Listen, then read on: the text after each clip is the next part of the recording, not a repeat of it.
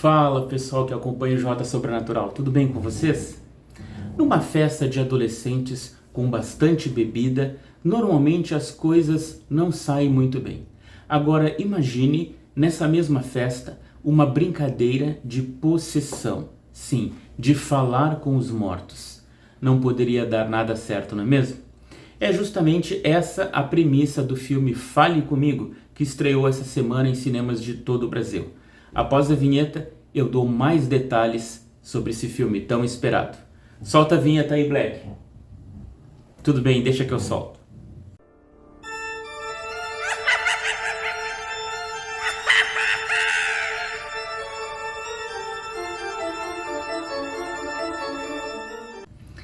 O filme Fale Comigo estava sendo aguardado por muitos fãs do gênero terror desde o ano passado. E finalmente foi comprado pela produtora A24 e aqui no Brasil pela Diamond Films. Seus diretores são dois irmãos gêmeos australianos que começaram no YouTube em 2013 no canal Haka Haka, Haka com CK, onde exibiam pequenos filmes de brincadeiras, de humor e também de terror. Começaram a fazer alguns testes e finalmente fizeram um filme de longa-metragem, na qual agradou bastante o público.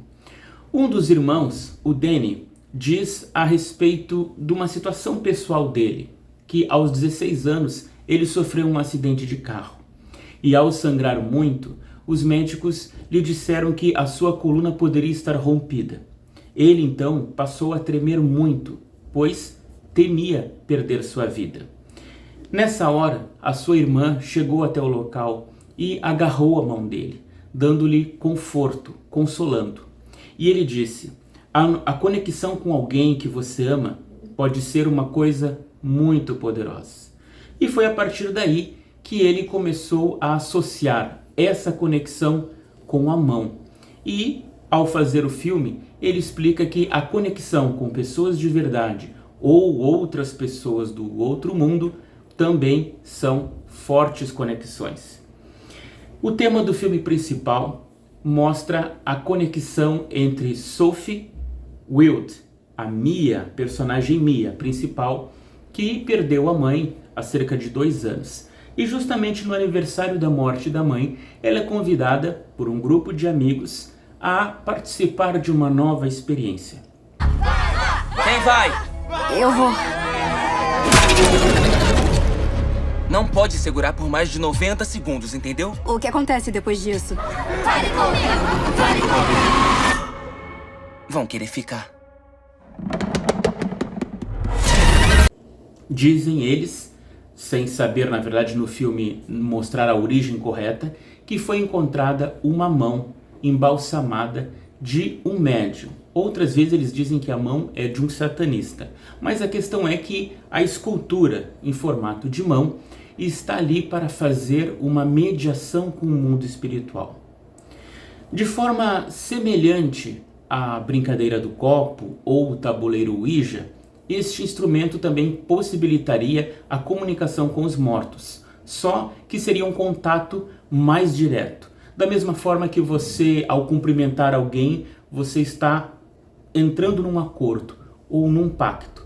No momento que ela coloca a mão junto dessa imagem, dessa escultura, ela entra em transe e passa a ver um morto. Sim, o espírito de alguém que passa ali na frente.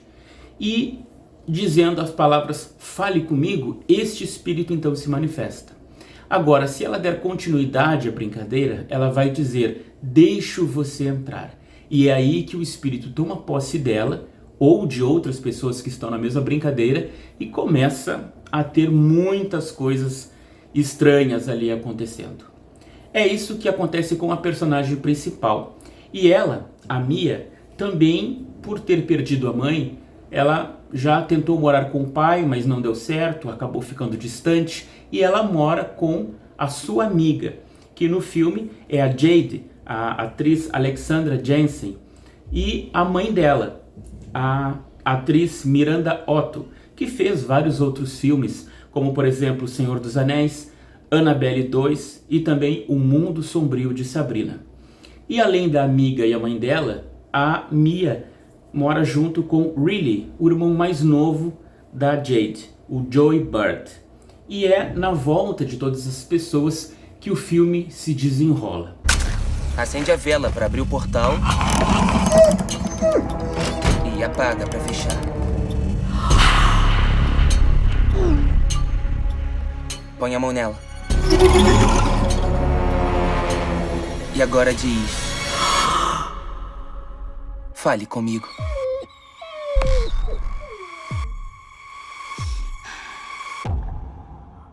Fale comigo.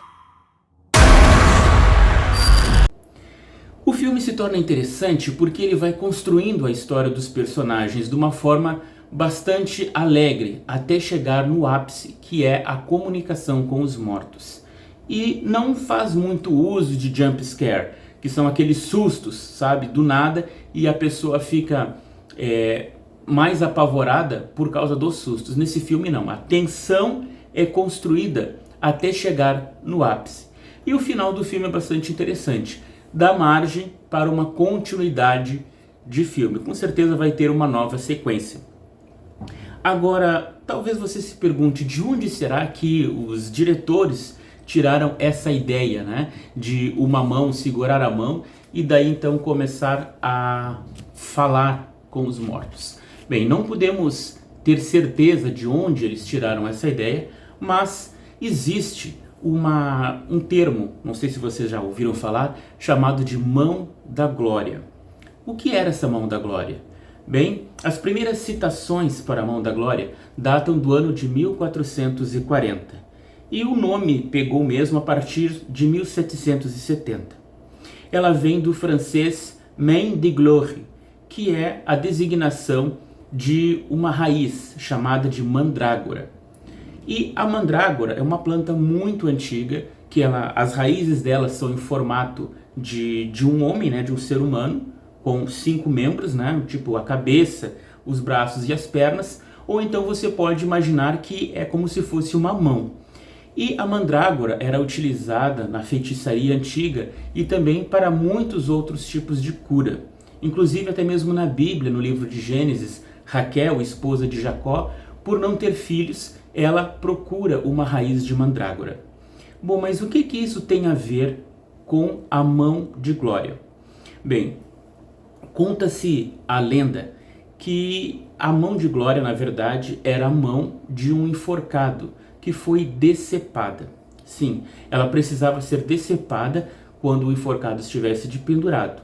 Então, levava-se essa mão para casa, guardava e dessecava ela com alguns produtos, por exemplo, sal, salitre, amônia e pimenta, por cerca de 15 dias. Após todos os insumos saírem da mão, ela deveria ser secada ao sol e, mesmo assim, se não fosse suficiente, secada no forno. Depois que ela fosse seca, eram passado gordura nela e uma cera, de modo que nos dedos pudessem ser colocados pavios. Então essa mão teria 5 velas acesas.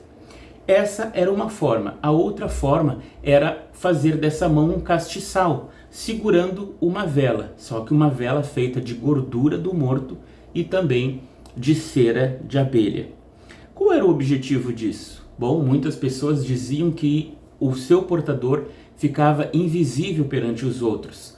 Também que ela curava muitos males. E ela era procurada por ladrões. Por quê? Porque, segundo essa lenda, os ladrões que tinham a mão da glória, ao chegar numa casa, as pessoas não perceberiam que ele estava ali e ele poderia roubar. Inclusive, na versão de que a mão tem 5 pavios, os pavios, os dedos, né, que estivessem acesos, mostravam as pessoas que estavam dormindo na casa. E se um dos dedos se apagasse, era sinal de que havia alguém acordado. Mas mesmo assim essa pessoa não perceberia a presença do ladrão. Muitos ladrões que usaram esse método antigo de magia negra conseguiram roubar, mas outros foram pegos porque erraram o cálculo das pessoas que estariam dormindo ou que estivessem acordadas. Segundo a lenda também, a mão da glória só poderia ser apagada pelo próprio fazedor da mão, aquele que estava possuindo ela, e somente com sangue ou leite.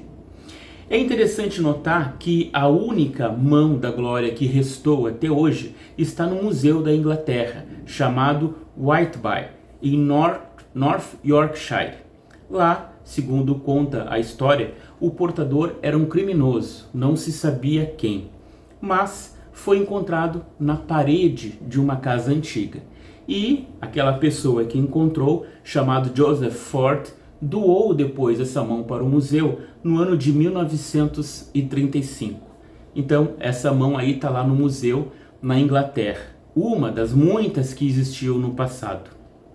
E por falar em mão da glória, também há uma editora aqui no Brasil, pouco conhecida, mas excelente, chamado Manus Gloriae, da minha amiga Naamá Aharaim, onde publica vários livros interessantes sobre magia, feitiçaria e bruxaria.